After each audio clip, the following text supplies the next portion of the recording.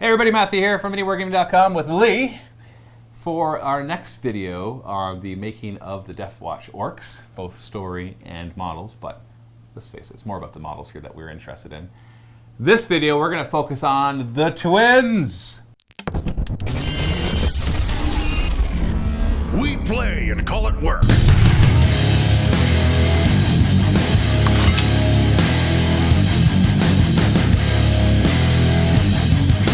We have got Duffgrim and Grimduff, the twin orcs. Now you might be wondering, Matthew, it's impossible for orcs really to be twins because they all spawn from spores.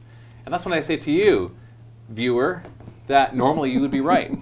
But we may, just maybe, are breaking a little bit of the lore for the orcs by what has happened. So let me read you a bit about the backstory of Duffgrim, which also happens to be the exact backstory of Grimduff. So here we go. When Supreme Warboss Facetompa started genetically engineering his special kill squad, it took him a few attempts to create an orc worthy to be its leader. And I say a few, but that's, we're talking a couple of years of trial and error. You should see all the weird orcs running around those labs. Just vats full of like, just bits of orcs that didn't quite turn into other orcs. After a few successful trials, he started working on the orc that would lead his Deffwatch. And he's like, now that I've built one, the very first successful one is actually the Death Dread, which we'll talk about in a separate one. But he needed to create one that would have all its limbs. Facetompa poured all of his knowledge and skill into the creation of Duffgrim Ugrod. He wanted him to be the biggest, toughest, meanest, but most cunning of all of them.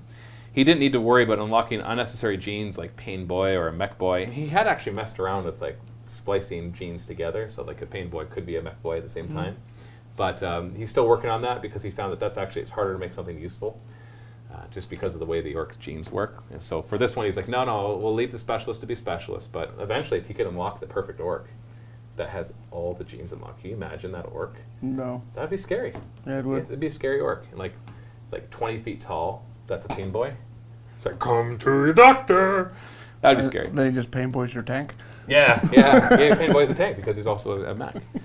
Anyways, so he would leave those to the specialist. This would leave him in all his abilities to lead and destroy. However, and here's where the twin comes, as Duffgrim grew in his maturation chamber, he developed a rather fast-growing, tumor-like growth on his side. At first, Facetompa was concerned and even started to take measures to remove it. Once he moved in to chop it off, it actually fell off by itself and landed with a thunk at the bottom of the genetic liquid-filled chamber. Genetic liquid, I don't know, like mushrooms, other spores. Deciding he didn't actually care about the mass on the ground, Facetompa left it where it was. When he came back the next day, he was surprised to find that another identical Duffgrim Ugrod had grown from that tumor and formed a twin orc. Something not really thought possible before. So apparently, This is awful, by the way. yeah, it's pretty disgusting, right? It's gross. Slide on the ground. Facetompa saw this as an opportunity to build a second Deffwatch kill team because it was already hard enough to make this one. So the fact that he was fortunate that it turned into two, it'd just be great. So it's second Deffwatch kill team led by two brilliant and deadly leaders. It would of course be confusing to have two orcs by the same name, so the twin was dubbed Grimduff Rodug to avoid confusion. So we have Duffgrim Ugrod and Grimduff Rodug. You kind of see how those names were made. Interestingly enough, as the two twins developed, although they looked identical, they didn't act identical. Duffgrim had a tendency to lean towards less subtle options, eventually having Big Mech Scarbog fashion him a suit of mega armor from an unused Death Dread, which we're going to talk about, making him look even larger and more imposing, because, by the way, these are actually the same size models, if you can believe that. If you take a little closer look, you can kind of see that that's the case. Meanwhile, Grimduff developed to be the more cunning of the two, preferring the flexibility of heavy armor. Grimduff saw more potential in the coordinated efforts of the Deffwatch and grew in his ability to command them so that they could each show their full potential. He even recruited a Gretchen companion, Screecher, right there, this little guy, Screecher, who sits perched above Grimduff and helps to shout out orders to the other Deffwatch members. Interestingly enough, the Deffwatch don't mind being ordered around by a Gretchen, as they have come to trust Screecher's ideas. In fact, the Deffwatch have grown to respect Gretchen more than orcs, as they tend to be more intelligent, where regular orcs are just too dumb to really excel. So that's oh no, there's still another paragraph here I missed. Facetompa observed all of this and decided to capitalize it, forming the two kill teams. One to be more brutal, but still cunning. As you will see, Quirk still plays cunning-like, but he's not afraid to be brutal. and the other to be more cunning, but still brutal, which is kind of ironic because as you watch Steve play, he does end up being a little more brutal than you would expect the team to be. He made sure to assign a Deffwatch Pain Boy to the brutal kill team as they tended to need him more. The twins have a tendency to compete, seeing who can lead their teams to the most victories and the most trophies, and that competition is going to come through in some of the game mechanics between Steve and Quirk, which I can tell you I know because we've already done some of the filming of it, is going to be hilarious because Steve and Quirk really do like to compete, and so this really does. And they're kind of twins in the same sense as, what's that one movie? I think it's called Twins. So you're saying Quirk was a growth that fell off Steve? Or maybe Steve was the growth that fell off Quirk. Well, poor Quirk. So anyways, that's the backstory. So these are the two leaders of the teams. Like I said, Duff Grimm and Grim Duff. And Duff being the big guy, Grim being the smaller guy, smaller. Now these... Less imposing?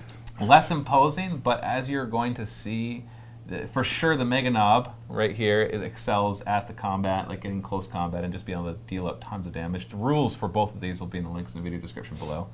But in the rules for Grim Duff, he is way better. We actually have a mechanic that I added for the Deffwatch called Ork orders. And so they can actually give orders like Astra Militarum give orders, except there's a list of orders that are Ork specific. And Grim Duff, the cunning one, is way better at giving orders. He can issue 3 orders instead of just 1. And whereas Duff Grim can issue 1 order, plus he can issue the Wah order a second time if he wants to, which allows you to advance and charge.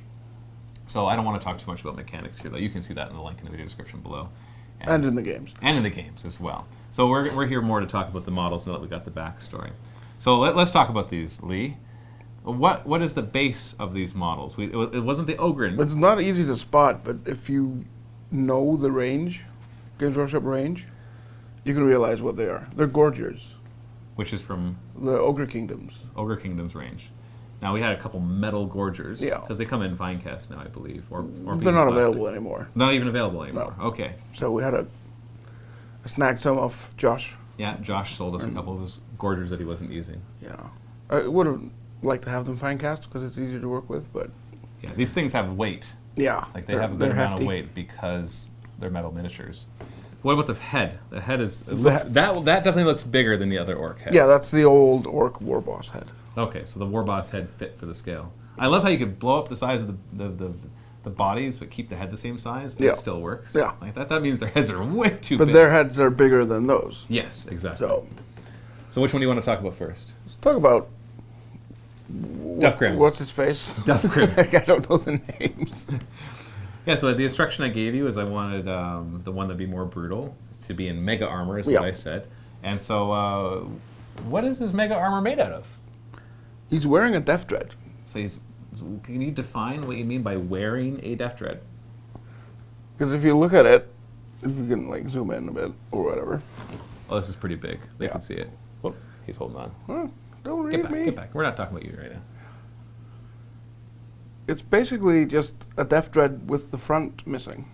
So basically here, the legs. The legs are from the Sentinel. Oh, they're not even Death Dread legs? No, they're Imperial Guard Sentinels. So those are Sentinel legs? Yeah. But they look orky. Yeah, because I put the Ork foot on them. There's more movement in the actual... So, okay, I can see it on the side now. Yeah. So that's the Sentinel chicken leg. Yeah. And then this foot is from the Death Dread? Yeah. So this is exactly the Death Dread foot? Yes. But we got these like lines hooking up. What are those? Those are cut. They're extra cables I cut from another kit. Okay, so you glued these all together and made them all look seamless because it actually looks like they're all one part of the model, which I guess is the point, right? Yeah. So where does the Death Dread come in besides the feet? So the legs and the hips are from the Sentinel. Right. But everything above that is just the Death Dread kit. So like this backpack, the armor right around here. Yep. That's all Death Dread. This thing right here, that's Death Dread. Yep. And this body down here is Death Dread. Mm-hmm. Or I think that starts to get back to... Yeah, it's one of the Death Dread plates. Yeah. And the arms, instead of having his arms inside the arms, they're actually under it. Right. Yeah, that's right. As if he's like controlling them like power armor kind of thing. Yeah. Which is exactly what he's supposed to be. It's kind of like the loader from Aliens. Yeah. Yeah, exactly. That was the inspiration for this, was pretty much that. And then he's got the 2 arms, and these are these just Death Dread arms? Yeah. Then? So you got the saw and the power claw, which in the Def Dread rules are just the same thing. Yeah. But I actually made separate rules for the claw. The claw is higher. It's like the power claw, higher strength, more damage, and then you got the saw, which does more attacks, but lower strength, lower damage. So you're up against hordes, you buzz through them with the saw. If you're up against a big guy, you chomp them with the power axe. Now you also added some stick bombs at the top. Yeah, we wanted to have like some ranged, right? Yeah. It's like, I don't need guns. Well, you're getting grenades. Yeah, you still get a little stick bomb launcher at the top. Any other pieces that you cannibalized from anything else that you can look on there and see? Not really. I mean, this is an old Def Dread Dreadnought base. I'm going to show it on the other one better how I did like the pants and stuff. But the pose is because of the way the model was posed. So I just went with that? Yeah. And I just made the armor fit the way he was standing. So it really is just a Def Dread with sentinel legs and a Gorger body and a Warboss head and some stick bombs and some other... It's a lot of different pieces. Yeah, it is. But, yeah. I'm saying it like, yeah, you can it's just this, it's just that. And then, it's a lot of stuff. I think you underestimate just how much creativity just went into all of that, which is pretty cool. Well, let's take a look. I'm going to swap it over here. So we have this guy up front. Yeah. Because this will give you a better idea of the... Because these are actually... The models are the same models. Yeah, exactly the same. So this will give you a closer look because he's a little more naked. The Gorger body. So you just reposed the Gorger body first off. Yeah, because he's more hunched over. Yeah. So I cut him in half, straighten him up, and green stuff the middle. And then just point to every part and say what it is. What's it from? This is from a Def Dread, the claw. It's a Def Dread claw. That's a Nob Combi Scorcher, I think it is. Yeah. Yeah, combi weapon of Scorcher. And the pants are actually green stuff. So you green stuffed on the pants? Yeah. So all these little stitching on the side, that's you? Yeah. So how'd you do the stitching? That's plastic card. Little tiny strips of plastic card? Yeah. And then obviously the line is just you digging a line of green stuff. Like that's easy, but scored a line in and then glued it over. So you literally you made him a pair of pants. Yeah. Out of green stuff. Out of green stuff. That's pretty cool. And I made him a pair of boots out of green stuff and Space Marine shoulder pads. Those are that's a Space Marine shoulder pad? Yeah. So his toe part? Yeah, the toe cap is a Space Marine shoulder pad. What about the spikes? Those came from one of the Ork kits. I think it was from the Def Dread. It has like just these hooks you can use and put whatever. Stick places. Because you wanted stuff on the toes. Yeah, I remember when you first showed it to me, I was like, the feet look a little too much like just regular people boots. Yeah. So you added the spikes. And make them like Orky boots. Yeah. Yeah, like I said, the process of this, it started off like this. I wrote those backgrounds that you've been hearing me read. I wrote those first, mainly. Yeah. Like 90% of them were done. Because there's not really a description of what they look like. No, it's a description of what they're like. Yeah, it doesn't talk about he's got a saw and a power fist, but it's more like what they are. And so I wrote those. Then Lee and I sat down. And I think I wrote a point form of kind of some ideas for what they are. But at the same time, I'm like, modify what you want to modify so you can. Like if you find this cool bit, I don't want you to be like, well, he didn't want me to have this, so I don't want to put it on. And so then you did that, and then you'd come to me and show it to me, and I usually offer a couple of suggestions on how I'd like to see it, and then you'd add those. Yeah, for the most part, I'd show you like halfway through, and could you add this and add that, and maybe some more stuff here. Because I have a hard time, I don't have the artistic mind, I have a hard time envisioning something from scratch. But once somebody's like partway through, I can take a look at it, and I know exactly what I want to change. But it's hard to come up with something from scratch, so I lack that ability just to create something that way. I always make derivatives. Yeah. All my stories, my campaigns. I've gotten used to it. Yeah. I didn't like it when I started. No? I can tell you that much. Yeah, you want a lot of direction, but it's like no, just do what you want. But halfway through, show it to me because I'm probably going to change a couple things. Now we got Screech on top. What is that little backpack thingy made out of? Like what is that? The crow's nest. The crow's nest. Yes. It is actually the shoulder from a Def Dread, the thing he's standing in, and that's an old Imperial Guard hatch, like from a tank. And that's just one of the grots from the plastic grot box. And the flag? That's plastic guard. So you made the flag? Yeah. So what was he holding before? A pistol. Oh, so you literally cut the pistol off his hand? Yeah, and just drilled it and put in a little, I think that might actually be a toothpick. And cut out a sliver. Oh yes, there is one other piece of equipment that you keep forgetting to tell people that you love to use. That's true. What are these suspenders and belts and other armbands? Those are elastic bands. It's elastics. Now, have you used elastics in your miniatures before? Yeah. And over time, you don't find that they get crusty and break off and stuff? Well, to begin with, I used to stretch them on. Right. When I was doing like for my Blood Bowl teams and stuff. But now I just pick thinner ones and just lay them on top. So if they do get crusty and crack, they don't split the paint. Right. So they Because that's the problem you had before is that they keep the form. Yeah. But elastic bands, you can use them as gap fillers. You can use them for belts and stuff. So this is the part that's not Games Workshop bits. Yeah. Because it's couple, actually couple things that are not, but most pretty of it much is. everything is Games Workshop Yeah. bits, and that was one of my instructions because I wanted to be able to make this, be able to send it off to White Dwarf Yeah. and see if they would post it, which I did send off pictures, but as of the making of this video, I haven't heard back yet. But I don't know, maybe they'll show up. Would be pretty cool. But yeah, elastic bands, plastic card, and then because you like custom build. There's all these little details that you take for granted. That's why. I know. I don't. If Lee was making this video by himself, he's like, yeah, not a big deal. Just whatever, just this and I this. just made an orc and painted it in white. Yeah, I just painted white. What are you talking about? And I'm like, oh no. What's this? Oh, what's that? Well, what's this? Well, that's that. Well, what's this? Well, that's that. It's like, yeah, exactly. There's like 10 different things on it. So green stuff pants. We got Space Marine boots.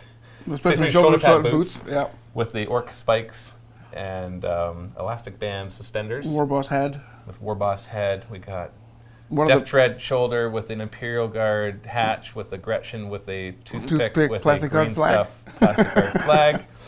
And on the back here, since you're pointing it out, the cable was running up from his hand into the thing. Yep. That's actually from the Armageddon terrain kit. Awesome. Because they have all these cables that you're supposed to stick. Where do you get your inspiration? Do you just kind of look around at bits and you just see stuff, or do you think what you want and then you go looking for it? Well, my process is different between for what I'm doing, right? But for this one, I actually okay, I want this guy to be wearing this, and then I Google it. And then see pictures and ideas. Yeah. A lot of stuff I do is just I find something on Google that looks cool. I'm gonna take that leg idea from that guy and that arm idea from that guy. So I just combine it. But then I have to figure out how to do it. Right, of course. This is sticking them all together. Yeah, there's no tutorial on how to take a leg from one model and stick it onto the other. And recognizing the bits they used is something you have to be pretty good at. Yeah, exactly. Well, I think they turned out fantastic. We've already talked about the color scheme. And so that's why the clan face stomp a white color scheme, which I think really pops well with these guys. It accents well with the green. It'd be fun to see some battle wagons in that color scheme. Yeah. If you can get the right accents in there, then it can definitely work on a larger scale. Well, that's our twins, Duff Grim and Grim Duff. I hope that you enjoyed that. We're going to be talking about more of these. Make sure you follow Facebook, YouTube, all that below. And like I said, there'll be the rules below. The Deffwatch narrative campaign will be coming to the vault sometime later in September. I'll try to remember where I got stuff and how I did things. Yeah, of course. We'll talk about more in the future videos in this series. Thanks so much for watching. Happy wargaming.